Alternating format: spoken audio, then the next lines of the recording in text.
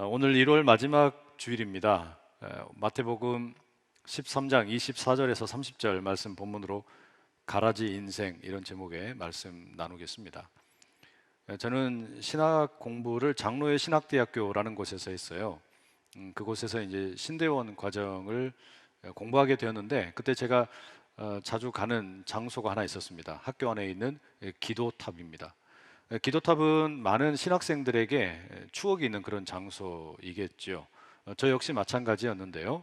이 기도탑에 올라가려고 하면은 그 낡은 문을 열게 되면 삐그덕 하는 소리가 들립니다. 그리고 이제 조금은 어두침침한 계단을 따라 이제 올라가게 되면 몇 개의 골방이 나오게 됩니다. 얼마나 많은 그 선배 신학생들이 여기에서 함께 울부짖으며 기도하기도 하고 또 침을 튀기면서 여러 몸의 분비물들이 나오면서 기도했겠어요. 그래서인지 모르지만 이 공간에 들어가면 알 수 없는 좀 영험한 묘한 그런 어떤 기운을 느낄 수가 있었습니다. 그런데 이 기도탑에서 참 극복하기 어려운 게 하나 있었는데 그게 이 냄새입니다. 거기를 누가 이제 제대로 청소를 하거나 또는 빨래를 하거나 이러지를 않아서 방석도 있고 또 그 공간에 이제 여러 가지 이제 이런저런 도구들이 있는데 거기에 수많은 이 치매 파편들 그리고 눈물들 이런 게 범벅이 되어 가지고 켜켜이 세월 가운데 쌓이면서 아주 묘한 냄새를 만드는 거예요. 아주 괴상한 냄새가 납니다. 여하튼 저는 그 특별한 장소에서 수많은 믿음의 선배들의 침과 눈물 속에 함께 기도를 했던 그런 기억이 있어요. 제가 거기서 기도했던 것은 대형 교회 목사가 되게 해달라고 기도하지 않았어요. 유명한 목사가 되게 해달라고 기도하지도 않았고요. 거창하게 세계 평화를 위해서 기도하거나 한국 교회를 위해서 기도하거나 남북 통일을 위해서 기도하지도 않았습니다. 그 신학교에 다니던 당시에 기도탑에서 제가 많이 했던 가장 많은 기도의 제목은 딱 하나였습니다. 위암 투병을 하고 있던 엄마의 건강 회복이었습니다. 그런데 하나님께서 제 기도를 들어주시지 않으시더라고요. 어머니가 3년간 투병을 하시다가 세상을 떠나시게 되었어요. 하나님 나라로 가셨습니다. 그 이후에도 저는 기도탑에 올라갔어요. 그런데 기도의 제목이 달라지게 됩니다. 그 전까지는 병이 낫게 해달라, 엄마가 병이 회복되게 해달라 기도했다면 이제 어머니가 돌아가신 후에는 따지는 기도를 했어요. 하나님 왜 우리 엄마 데려가셨습니까? 왜 제 기도에 응답을 해주시지 않습니까? 그런 기도를 드렸어요. 이런 기도를 우리가 흔히 신정론의 문제라고 부릅니다. 신정론 그러니까 뭔가 되게 좀 고상한 것 같지만 실상은 아주 우리 모두가 다 겪는 문제입니다. 왜 세상에 악이 존재하고 고통스러운 일들이 이렇게 많은가? 그에 대한 질문에 답을 구하는 것입니다. 여러분도 아마 그런 종류의 답답함 가지고 있을 거예요. 특히 우리 그 장년들, 결혼한 우리 성도들을 만나서 여성분들을 만나면 여자분들은 그래도 신앙을 잘 지키면서 다니시는데 남성분들은 종종 이제 어떤 여러 가지 이유로 교회를 떠나는 분들이 계시는데 그 대부분의 많은 경우가 뭐냐면 이 신정론의 문제입니다. 그러니까 다시 말하면 왜 우리 부모님이 그렇게 열심히 신앙생활을 했음에도 불구하고 사업이 망했지? 왜 우리 부모님이 그렇게 열심히 예배를 드리셨음에도 불구하고 병에 걸리셨지? 왜 하나님께서는 이런 아픔의 문제를 해결해 주시지 않는 거지? 만약에 하나님이 그렇게 무능한 분이라면 난 그런 하나님 안 믿을란다. 내 기도에 응답을 해주시지 않는 그런 분이라면 나는 그런 하나님을 찾고 싶지가 않다. 이와 같은 이유로 남성들 가운데 우리 특히 아마 청년들도 마찬가지일 거란 생각이 드는데요. 남자 형제들 가운데 이런 이유 때문에 교회를 떠나는 경우가 꽤 많이 있습니다. 결국에 이런 질문들은요, 이런 기도들은 왜라는 질문으로 수렴을 하게 됩니다. 여러분, 우리는 고통의 문제 때문에 울기도 하고 눈물을 흘리기도 합니다. 그리고 침을 튀겨가면서 울부짖으면서 기도하기도 해요. 그럼 여러분, 왜 우리가 이런 고통 문제를 끌어안고 기도할까요? 사실 너무나 당연한 이야기지만 하나님을 믿기 때문입니다. 하나님을 믿기 때문에 우리는 하나님께 기도하고 부르짖습니다. 근데 그냥 믿는 게 아니에요. 여기는 두 가지 하나님의 성품에 대한 신앙의 고백이 전제되어 있습니다. 첫째는요, 하나님이 전능하신 분이라고 믿기 때문입니다. 우리가 사도신경의 첫 번째 고백하는 내용이 뭡니까? 나는 전능하신 하나님을 믿습니다 라고 말하죠. 우리의 첫 번째 고백이 그거예요. 하나님은 전능하신 분이다. 하나님은 어마어마한 능력을 가지고 계신 분이다. 그렇기 때문에 내 고통과 내 아픔의 문제들을, 악의 문제들을 얼마든지 해결하실 수 있을 것이라는 그런 기대감을 가지고 기도한단 말이에요. 두 번째, 우리가 기도하는 이유는 하나님께서는 선하신 분이라고 믿기 때문입니다. 하나님이 사랑이 많으신 분이라고 믿는 거예요. 하나님께서는 우리를 너무너무 사랑하셔서 예수님을 이 땅에 보내셨고, 예수님께서는 십자가를 짊어지시고 우리를 대신해서 죽으셨어요. 그런 하나님의 사랑을 믿기 때문에, 그런 하나님의 선하심을 믿기 때문에 우리는 기도를 해요. 선하신 하나님, 전능하신 하나님, 그 하나님이라면 나의 이 아픔과 고통, 이 악의 문제에 대해서 해결을 주실 거다, 답을 주실 거다. 우린 그런 기도를 드린단 말이에요. 근데 문제는 바로 거기에서 시작이 됩니다. 정말로 하나님께서 사랑이 넘치는 선하신 분이라면, 정말로 하나님께서 능력이 많으신 분이라면, 아니 도대체 왜 내 엄마를 죽도록 내버려 뒀냔 말이에요. 도대체 왜 우리 남편을 구해주지 않으셨냐는 말이에요. 도대체 왜 우리 부모님이 그렇게 열심히 신앙생활 했음에도 불구하고 사업이 어렵게 내버려 두셨냔 말이에요. 도대체 왜 내가 그렇게 열심히 신앙생활 하면서 공부도 열심히 했는데 대학에 입학도 잘 되지 않게 하시고, 취업도 제대로 되지 않게 하시고, 연애도 어렵게 하시고, 결혼도 어렵게 이렇게 내버려 두시냐라는 말이에요. 정말로 하나님이 사랑에 넘치시는 선하신 분일까? 정말로 하나님은 모든 것을 하실 수 있는 그런 전능하신 분일까? 이런 질문이, 의구심이 생길 수밖에 없습니다. 여전히 우리가 살고 있는 세상에 고통이 너무너무 많아요. 남의 이야기가 아니라 우리 모두의 이야기입니다. 악이 활개치고 다닙니다. 나쁜 놈들은 더 잘 먹고 잘 사는 것 같아요. 그러다 보니까 여러분, 우리는 결국에 하나님의 선하심과 하나님의 전능하심 사이에서 이 두 개를 어떻게 조화를 시킬 수 있을까? 내가 현실에서 마주하는 이 악의 문제, 고통의 문제를 어떻게 풀어낼 수 있을까 절망하게 되고, 때로는 어쩔 수 없이 그러면 내 믿음을 포기하거나 아니면 내 믿음의 내용을 수정해야 하는 것은 아닐까 생각하게 됩니다. 무슨 이야기냐면, 이렇게 세상에 나쁜 놈들이 많고 악이 가득하고 고통이 많다면 이것은 하나님이 선하시거나 하나님이 전능하시거나 이 두 개가 함께 있는 것이 아니라 하나가 없는 것은 아닐까라는 생각이 드는 거예요. 하나님이 전능하시기는 한데 선하시지를 않아요. 그러니까 이 모든 악의 문제를, 고통의 문제를 해결하시지 않는 거예요. 또 때로는 반대로 하나님은 너무너무 선하신 분이에요. 그런데 전능하신 분이 아니에요. 그러니까 이 모든 문제들을 해결해 주시지 않는 건 아닐까? 우린 이런 질문들이 드는 거예요.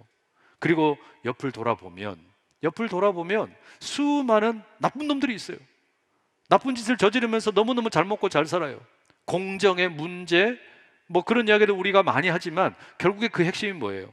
왜 나는 이렇게 착하게 살려고 애를 씀에도 불구하고 늘 어렵고 저 나쁜 놈들은 저렇게 잘 먹고 잘 사냐? 이건 너무나 불공정하다. 이런 생각이 우리의 머리 마음속 깊은 곳으로부터 불쑥불쑥 올라오는 겁니다. 오늘 우리가 함께 읽은 이 마태복음 13장 본문에서 종들이 집 주인에게 묻는 질문도 바로 그와 같은 맥락에서 이해할 수 있어요. 24절과 25절 말씀 제가 읽어드리겠습니다. 예수께서 그들 앞에 또 비유를 들어 이르시되 천국은 좋은 씨를 제 밭에 뿌린 사람과 같으니 사람들이 잘 때에 그 원수가 와서 곡식 가운데 가라지를 덧뿌리고 갔더니. 여러분, 이 비유의 말씀 앞에는요 또 다른 비유 이야기가 나옵니다. 똑같이 씨를 뿌리는 사람의 이야기예요. 우리가 잘 아는 네 가지 밭이 등장을 하는데, 길가, 바위, 가시덤불, 좋은 땅, 이렇게 네 가지 밭에 씨앗이 뿌려지는 이야기가 나오죠. 그 내용에 대해서는 더 살펴보지는 않겠지만, 그리고 이어서 예수님께서 또 다른 비유 이야기를 들려주세요. 이번에도 천국은 어떤 곳이냐, 천국이란 뭐냐 하시면서 말씀하시기를 씨앗을 자기 밭에 뿌리는 사람과 같다라고 말씀하십니다. 그런데 이번에는 밭의 종류에 대해서는 이야기를 안 하세요. 이 밭이 좋은 밭인지 길가인지 가시덤불인지 바위인지 여기에 대해서는 전혀 언급이 없습니다. 조금 다른 이야기를 들려주세요. 농부가 봄날에 땅을 다 갈아엎고 좋은 씨앗을 잔뜩 뿌렸습니다. 가을에 많은 추수를 할 거라고 기대를 하고 그렇게 뿌렸겠죠. 그런데 어두운 밤에 모두가 다 잠들어 있는 사이에 원수가 와가지고 이 밭에다가 나쁜 씨앗을 쫙 덧뿌려 버립니다. 가라지의 씨앗이었습니다. 농부는 그런 사정을 전혀 몰랐습니다. 그저 열심히 땅을 일구고 이 곡식이 잘 자랄 수 있도록 돌보고 또 돌봤습니다. 시간이 흐르면서 이제 곡식들이 이 싹을 틔우게 되고 점점 자라갑니다. 그런데 이게 어찌된 일인가? 이제 결실을 할 때가 다 되었는데 가만히 밀과 밀 사이를 보니까 가라지가 보이는 거예요. 이 가라지는 이스라엘에서 흔하게 볼 수 있는 한 60cm 정도 자라는 식물입니다. 이게 밀밭에서 밀과 함께 자라는데 이게 구분이 어렵다고 그래요. 그러니까 밀처럼 거의 똑같이 생겼고요. 이 밀보다 더 단단한 뿌리를 가지고 있습니다. 뿌리는 이렇게 단단한데 또 독이 있어서 이걸 흔히 독보리라고 부르기도 합니다.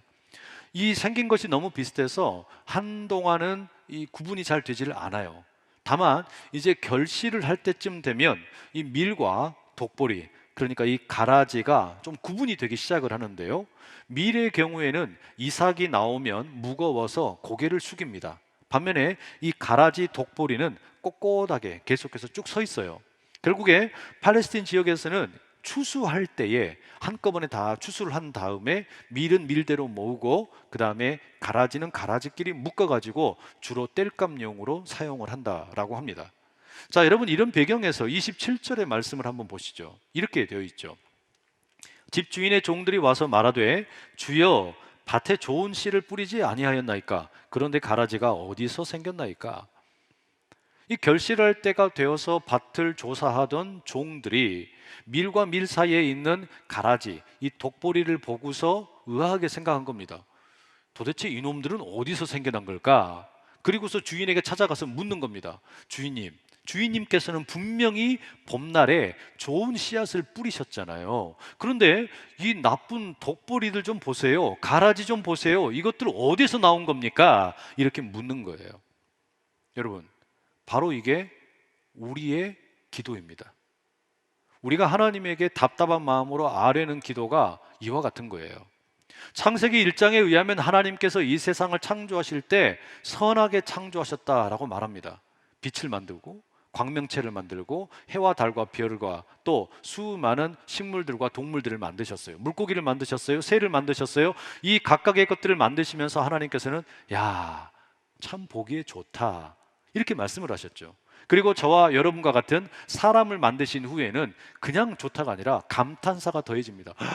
와, 심이 좋다, 너무너무 좋다, 이렇게 말씀을 하셨어요. 그런데 그렇게 하나님께서 선하게 만드신 이 세상에 도대체 왜 악한 것들이 이렇게 많습니까? 어디에서 이런 악한 것들이 생겨났습니까? 어디에서 이런 고통들이 찾아왔습니까? 그 출처가 어디입니까? 여러분, 우리가 묻는 거잖아요. 하나님, 어떻게 세월호와 같은 사건이 일어납니까? 하나님, 어떻게 이태원에서 그 수많은 젊은이들이 그렇게 죽을 수가 있습니까?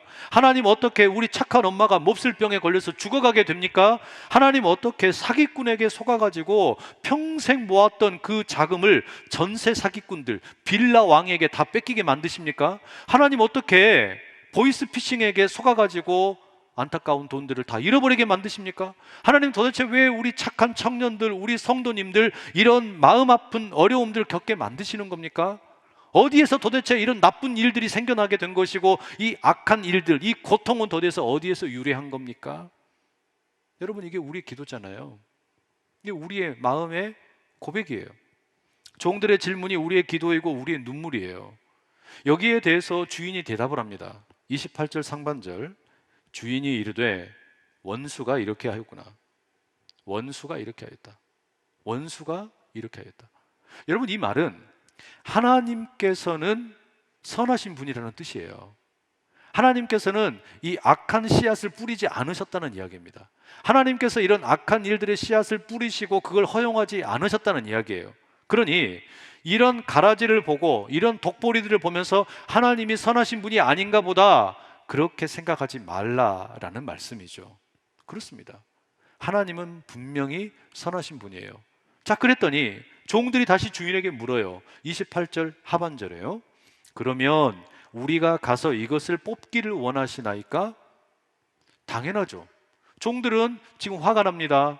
이게 하나님께서 하신 일이 아니라면, 이게 주인이 뿌린 씨앗이 아니라면, 이게 악한 원수가 한 일이라면 가서 원수가 심어놓은 이 씨앗들, 이 나쁜 가라지들, 이 독보리들 다 뽑아버려야 되지 않겠냐라는 거죠. 화가 나니까. 어떻게 이런 일이 있을 수 있나? 그 악의 모든 근원들을 제거하고 싶습니다. 우리도 그래요.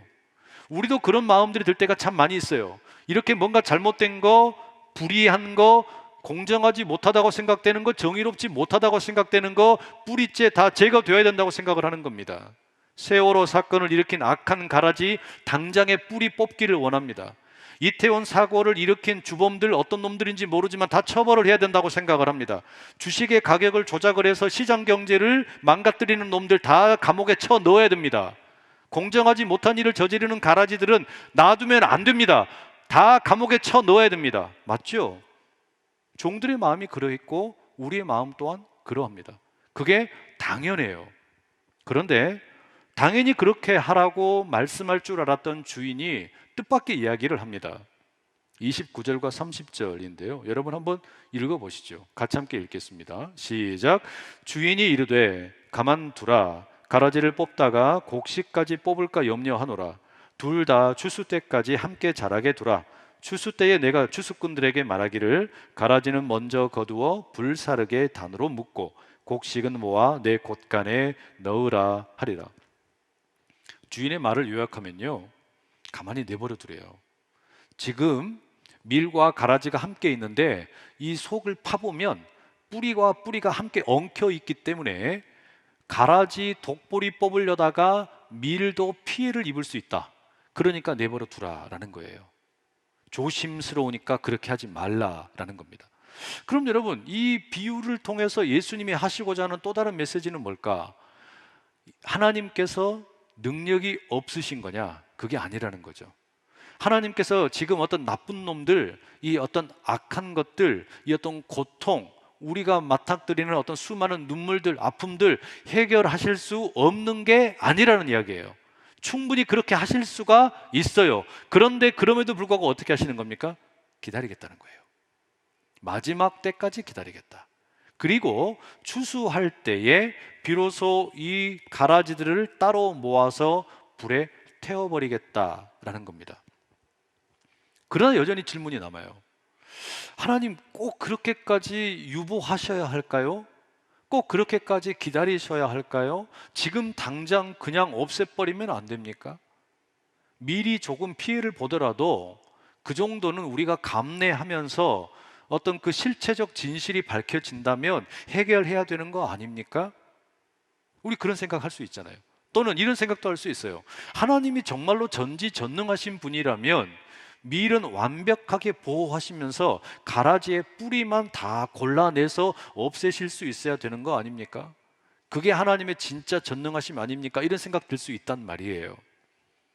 도대체 이런 질문들 가운데 어떤 명확한 답이 오늘 본문에서 나오지가 않는 것 같아요. 그래서 우리가 하나님의 마음을 알기 위해서 이 본문을 읽을 때 다른 질문을 좀 해보면 좋겠어요. 예를 들면 이런 겁니다. 밀은 누구이고 가라지는 누구인가? 라는 질문이에요. 이걸 조금 더 그냥 직설적으로 말씀을 드리자면 이런 겁니다. 여러분은 밀인 것 같아요? 아니면 가라지인 것 같아요? 자신이 밀이라고 생각하는 분은 오른발, 엄지, 발가락을 한번 들어보시고, 내가 가라지인 것 같다라고 생각하는 분은 왼 엄지, 발가락 한번 들어보세요. 네, 지금 숫자가 뜨고 있습니다. 여러분, 예수님께서는 밀이 누구인지에 대해서는 명확하게 말씀을 안 하세요. 그런데 가라지의 정체에 대해서는 이어지는 13장 41절과 42절에 이런 말씀을 해주십니다. 인자가 그 천사들을 보내리니 그들이 그 나라에서 모든 넘어지게 하는 것과 또 불법을 행하는 자들을 거두어내어 풀무불에 던져 넣으리니 거기서 울며 이를 갈게 되리라. 이 구절에 의하면 가라지의 정체가 조금 더 구체적으로 나오는데 그게 두 가지로 나와요. 자기 스스로 불법을 행하는 자, 그리고 동시에 모든 넘어지게 하는 자, 이렇게 돼 있어요. 그러니까 자기 스스로도 나쁜 일을 하고 뿐만 아니라 다른 사람도 넘어지게 하는 자, 이게 가라지라는 겁니다. 이와 같은 가라지들은 마지막 때에 하나님께서 천사를 보내셔서 마치 인형 뽑기 기계에서 인형들을 쑥쑥 뽑는 것처럼 뽑아다가 풀무불에 묶어서 던져버릴 것이다. 그리고 다 불태워버린다는 거예요. 자, 그런데 여러분, 여기에서 이 가라지라는 것이 지칭하는 대상 가운데 흥미로운 표현이 뭐냐면 넘어지게 한다라는 이 표현이에요. 이게 이제 헬라 말로는 스캔들을 일으킨다, 스캔달러저, 이런 말 뜻이 있는데요. 그 의미가 이 단어가 마태복음에서 여러 군데 사용됩니다. 마태복음 18장 6절에 보면 예수님께서 이런 이야기 하세요. 지극히 작은 자 한 사람을 넘어지게 하는 자들, 지극히 작은 자 한 사람을 실족하게 하는 자들, 달리 말하면 뭐예요? 가라지란 이야기죠. 지극히 작은 자를 넘어지게 하는 가라지, 지극히 작은 자 하나를 실족하게 하는 가라지에 대해서 뭐라고 이야기하시냐면, 그런 자는 그냥 차라리 자기 목에다가 연자 맷돌, 무거운 맷돌 있잖아요. 이 맷돌을 메고서 깊은 바다에 빠져 죽는 게 낫다. 와, 우리 예수님 말씀이 아주 어마어마하게 셉니다. 그죠? 뿐만 아니라 18장 8절과 9절에 보면, 만약에 우리의 이 손과 발이 그리고 우리의 눈이 넘어지게 하거든, 실족하게 하거든, 스캔들을 일으키든, 그렇다면 손과 발을 차라리 잘라버려라, 눈알을 빼버려라, 그리고 장애인이 되는 것이 훨씬 더 낫다, 이렇게 얘기하십니다. 그러니까 이 가라지에 대해서 아주 대단히 무서운 말씀들을 하시는 거예요. 심지어 마태복음의 16장 23절에 보면 예수님께서 베드로에게 이렇게 말씀하세요. 사탄아, 내 뒤로 물러가라. 너는 나를 넘어지게 하는 자로다. 네가 하나님의 일을 생각하지 아니하고 도리어 사람의 일을 생각하는도다. 수제자인 베드로를 향하여 예수님이 뭐라고 말씀하시냐면요, 사탄아, 이렇게 부르십니다. 근데 그 사탄에 대해서 뭐라고 표현하고 있냐면, 너는 나를 넘어지게 하는 자라고 이야기해요. 가라지라는 이야기잖아요. 독볼이라는 이야기잖아요. 누가요? 베드로가. 베드로가 가라지고 독볼이에요. 그러면 베드로 역시 이제 마지막 때에 따로 묶어져 가지고 풀무불에 던져져서 다 태워져 없애져야 되는 겁니다. 그러겠죠? 자, 그럼 여러분에게 다시 묻겠습니다. 여러분은 밀입니까? 가라지입니까? 아유, 갑자기 고민이 되죠. 처음에는 나는 당연히 밀이라고 생각을 했는데 왠지 점점 가라지 쪽으로 몰려나는 것 같다. 그렇게 느끼실 수 있어요. 당연합니다. 만약에 여러분이 이 질문 앞에서 나는 확실하게 밀입니다 라고 고개를 뻣뻣하게 들고 외치고 싶으시다면 축하드립니다. 여러분은 가라지입니다. 왜냐하면 가라지는 그 특성이 고개가 뻣뻣해요. 하지만 밀은 이삭이 자라게 되면 무거워서 자연스럽게 숙이게 됩니다. 여러분, 결국 우리가 마태복음 전체 맥락에서 보면요, 연자 맷돌을 목에다가 메고 깊은 바다에 빠져 죽어야 되는 가라지가 저와 여러분이에요. 내 손과 발을 잘라내고 내 눈을 빼버리는 것이 차라리 나은 그런 가라지가 저와 여러분이라는 이야기예요. 베드로처럼 예수님을 걸려 넘어지게 하는 가라지가 누구냐? 저와 여러분입니다. 안타깝지만 그게 성경의 가르침입니다. 그래서 여러분, 사도 바울이 로마서에서는 이렇게 표현을 합니다. 모든 사람이 죄를 범하였음에 하나님의 영광에 이르지 못하더니, 다시 말하면 모든 사람은 다 뭐라는 겁니까? 가라지, 독보리라는 거예요. 우리 모두가 다 가라지이고 독보리라는 겁니다. 자, 그러면 본문을 다시 보세요. 종들은 그 밭에 밀과 밀 사이에 자리하고 있는 가라지를 보면서, 독보리를 보면서 엄청나게 화가 났습니다. 당장 밭으로 달려가서 이 가라지 독보리를 다 뽑아버리려고 했어요. 그런데 왜 주인이 그들을 말렸습니까? 그 가라지 뽑으려다가 혹시라도 밀이 피해를 입을까봐, 그죠? 밀이 다칠까봐 그랬단 말이에요. 그런데 결국에 궁극적으로는 여러분, 이게 전부가 아니에요. 사실 예수님께서 보여주시는 삶의 모습을 보면 예수님은 처음부터 우리에게 오셔가지고 너는 밀이다, 너는 가라지다, 이렇게 나누시고 밀 너는 다 묶어다가 내가 태워버리겠다, 태워버리시는 걸로 끝내는 분이 아니란 이야기예요. 그럼 예수님의 관심은, 진짜 관심은 뭘까요? 왜 예수님께서는 이 독보리들을, 이 가라지들을 끝까지 기다려주시고 인내하시는 걸까요? 예수님께서는 가라지를 밀로 바꾸기를 원하시기 때문입니다. 가라지와 같은, 독보리와 같은 우리를 품종 개량하기를 원하시는 거예요. 여러분, 이게 복음의 능력이에요. 세상에서는 우리가 흔히 듣는 말 가운데 이런 표현이 있습니다. 검은 머리 짐승은 거두는 거 아니다. 사람은 절대로 달라지지 않는다. 사람이 달라지는 경우는 없다. 사람은 꼭 그 생겨먹은 대로 그대로 산다. 여러분, 우리 이런 이야기 되게 많이 듣잖아요. 근데 어찌 보면 여러분, 그 말이 맞아요. 세상의 어떤 경험을 우리가 하면 할수록 그런 어떤 실망하는 경우들이 많아요. 그래서 흔히 우리가 뭐라고 말합니까? 사람은 사랑해야지 신뢰하거나 믿으면 안 된다. 우리 그런 이야기 많이 듣잖아요. 이게 무슨 이야기예요? 사람은 변하지 않는다는 이야기예요. 검은 머리 짐승은 거두어 들이면 안 된다는 이야기죠. 그죠? 그런데 예수님은 바로 그런 우리의 사회적인 통념에 대해서 도전하고 계시는 거예요. 복음에는 능력이 있다는 겁니다. 복음에는 무슨 능력이 있는 거냐? 우리가 여기 모여서 드리는 이 예배가 뭐냐? 품종 개량의 시간입니다. 내가 원래 가라지인데, 내가 원래 독보리인데, 그런 나의 품종을 예수님께서 은혜 가운데 품종 개량 시키시겠다는 거예요. 세상의 기준으로 보면 말도 안 되는 베드로와 같은 경우, 예수님을 3번씩이나 모른다고 부인했어요. 예수님을 넘어지게 했던 제자입니다. 그런데 예수님 어떻게 하십니까? 그를 그 즉시 바로 내치셨습니까? 아니면 너는 진짜 구제불능이구나 떠나라 이렇게 내버려 두셨나요? 아니에요. 그를 품으셨잖아요. 기다려 주셨잖아요. 십자가에 죽으시고 부활하신 후에 그 베드로에게 찾아가셔서 물으셨어요. 베드로야, 네가 나를 사랑하느냐? 베드로야, 네가 나를 사랑하느냐? 베드로야, 네가 나를 사랑하느냐? 3번씩이나 물으셨어요. 그게 뭡니까? 품종 개량시키시는 작업이에요. 이게 복음의 능력이에요. 우리가 예수 안에 거하는 거, 우리가 주님을 믿고 따른다는 거, 우리가 십자가를 붙든다는 거, 우리가 이 예배를 드린다는 거, 광야의 길에 우리 하나님께서 동행하신다는 거, 결국 우리에게 원하시는 게 뭐겠습니까? 광야의 여정 가운데 우리 가운데 아픔도 있고 고통도 있고 원치 않은 여러 가지 수많은 악한 일들이 일어날 수 있는데, 이 시간들을 통해서 결국에 우리 주님께서 원하시는 거는요, 내 품종을 바꾸기 원하시는 거예요. 그리고 그것은 실제로 가능하다라는 것이 성경의 증언입니다. 다시 말하면 내 성질 머리대로 살아 먹는 것이 아니라, 내 성격대로 그냥 알아서 사는 게 아니라, 내 개 같은 성격대로 사는 게 아니라, 한 번뿐인 인생 내 마음대로 살겠다라는 게 아니고요, 주님께서 가라지 같은 내 인생 바꾸시겠다는 거예요. 품종을 변화시키겠다는 겁니다. 그게 복음의 능력이에요. 그래서 예수님께서는 당장의 이 가라지들 다 뽑아내시는 게 아니고 기다리십니다. 인내하십니다.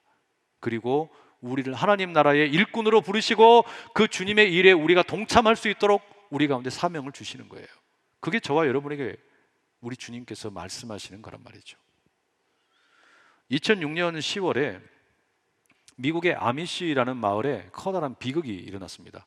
이 아미시는 일종의 그 기독교 소종파 운동입니다.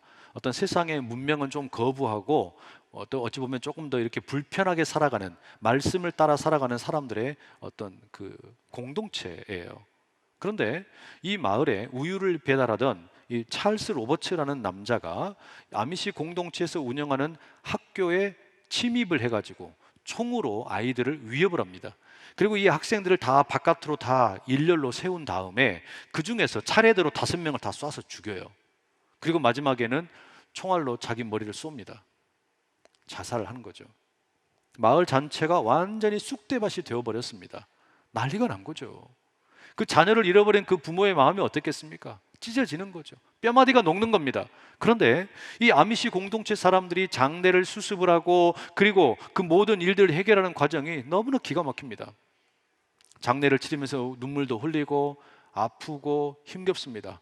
그런데 이들은 자신들의 슬픔만 돌보고 챙기는 게 아니고요, 가해자였던 이 찰스 로버츠의 아내와 아이들까지 돌보고 챙깁니다. 당신들도 피해자다라는 거죠. 어떻게 이런 일이 가능했을까? 그 한 마을에 이 주민을 신문의 기자가 인터뷰를 했습니다. 그때 이런 이야기를 합니다. 우리가 슬프지 않은 게 아니에요. 우리 너무 슬퍼요. 뼈마디가 막 녹아내리는 것 같아요. 지금도 그 학교 건물을 지나가거나 그 장면을 보게 되면 참혹했던 그 현장이 생각이 납니다. 미칠 것 같습니다. 그런데 우리는 이렇게 하도록 훈련받았습니다. 성경이 우리에게 이렇게 하도록 가르쳤습니다.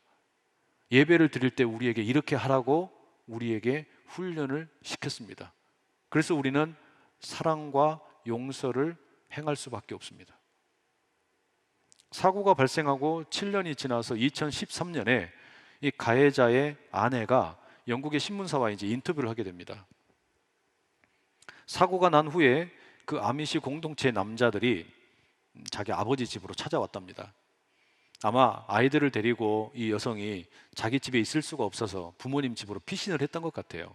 그런데 이 남자들이 이렇게 찾아오니까 여성이 겁이 난 겁니다. 어떻게 해야 될까? 그때 아버지가 넌 나오지 말아라. 넌 집안에 있어라. 내가 나가서 저 남자들 만나겠다. 이렇게 이야기를 하고 밖으로 나갔대요. 너무 걱정이 되어서 이제 창문 너머로 무슨 일이 일어날까? 그러니까 두려움에 떨면서 그 밖을 내다보고 있는데 그 장면을 자기가 잊을 수가 없다는 겁니다. 혹시라도 폭력을 행사하면 어떨까? 이 일을 어떻게 해결하면 좋을까? 걱정을 하고 있는 그때 그 아미씨 피해자 가족들이 자기 아버지를 꽉 껴안아 주더라는 거예요. 그리고 어깨를 다독여 주면서 그들 사이에 무슨 대화가 오갔는지는 모르지만 여하튼 그 모든 행동은 사랑의 몸짓이었고 용서의 몸짓이었다는 겁니다. 그들의 그 행동을 보면서 그 장면을 목격하면서 자신이 예수님을 믿을 수밖에 없었대요. 예수님의 그 어떤 사랑에 감화 감동이 되었고 그 이후에 자신도 복음을 전하는 전도자가 되었다라는 간증을 하는 거였어요. 여러분, 예수님께서 왜 밀밭에 가득한 가라지, 이 독보리들을 내버려 두십니까? 능력이 없어서요? 아니에요. 선하지 않으셔서 그렇지 않습니다. 가라지와 같은 저와 여러분을 품종 개량시키기 위해서 기다리는 겁니다. 가라지와 같은 저와 여러분이 달라질 수 있도록 기회를 주고 인내하시는 겁니다. 그래서 우리 주님께서는 십자가를 짊어지셨고 죽기까지 참으셨습니다. 그리고 마침내 부활하셔서 악한 사탄 마귀를 물리치셨죠. 이게 뭡니까? 선으로 악을 이기신 겁니다. 요즘 우리나라, 우리 사회를 보면 참 너무나 안타깝습니다. 제정신으로 살기 참 어려운 세상인 것 같아요. 악으로 악을 갚는 일, 복수가 복수를 낳는 일, 이와 같은 일들이 우리 주변에 너무 많은 것 같아요. 사람들이 다 정글 속에 살아가는 그런 짐승들처럼 행동하고 있는 것처럼 보입니다. 사랑도 보이지 않고 용서도 보이지 않고 배려도 보이지 않고 어떻게 하면 상대방을 물어뜯을까, 거기에 다 혈안이 되어 있는 것 같아요. 너무나 안타까운 세상이죠. 그러나 여러분, 우리는 그렇게 훈련받지 않았어요. 우리는 그렇게 성경 말씀으로부터 배운 적이 없어요. 예수님께서는 우리에게 분명하게 그렇게 말씀하셨어요. 악으로 악을 갚지 말고 선으로 악을 갚아라. 선으로 악을 이겨라. 그게 여러분, 예수님께서 이 말씀 가운데 우리에게 주시는 교훈이자 우리에게 따라야 될 모범이라고 말씀하시는 겁니다. 이 세상이 아무리 살기 어려워 보이고 답답해 보여도, 그래서 젊은 날에 내게 아무 희망도 없어 보이고 그렇기 때문에 이 세상 가운데 한탄밖에 나오지 않는 것 같고 결국에 무능해 보이고 선하지 않은 것 같은 그 하나님의 자리를 떠나버리고 싶고 예배의 자리를 박차고 싶을지 몰라도, 그러나 여러분 꼭 기억하십시오. 하나님께서는요, 저와 여러분을 변화시키기 원하십니다. 가라지 같은 우리들이 밀로 변화되기를 기다리고 계세요. 그 하나님의 부르심에 우리 모두가 응답할 수 있고 그 복음의 능력에 힘있게 나갈 수 있기를 간절히 축복합니다. 기도하겠습니다. 사랑하는 주님, 우리 모두가 가라지입니다. 불법을 저지르고 다른 일을 넘어가게 하고 예수님을 넘어지게 하는 가라지입니다. 눈과 손과 발을 빼내거나 잘라야 할 죄인입니다. 차라리 연자맷돌을 목에 메고 빠져 죽는 편이 나은 못난 가라지입니다. 그러나 예수님께서 가라지 같은 베드로를 변화시키시고 밀과 같은 인생으로 살게 하신 것처럼 우리도 그런 인생의 품종 개량이 일어나게 도와주시옵소서. 성질대로 사는 인생 되지 않게 해 주시고 예수님의 성품 따라 언어가 달라지고 행동이 달라지고 삶이 달라질 수 있도록 주님 우리를 붙잡아 주시옵소서. 광야 인생 가운데 이 길을 걸어가는 가운데 우리의 품종이, 우리의 생각이, 우리의 마음이 온전히 변화되게 도와주시옵소서. 예수 그리스도의 이름으로 기도드립니다. 아멘.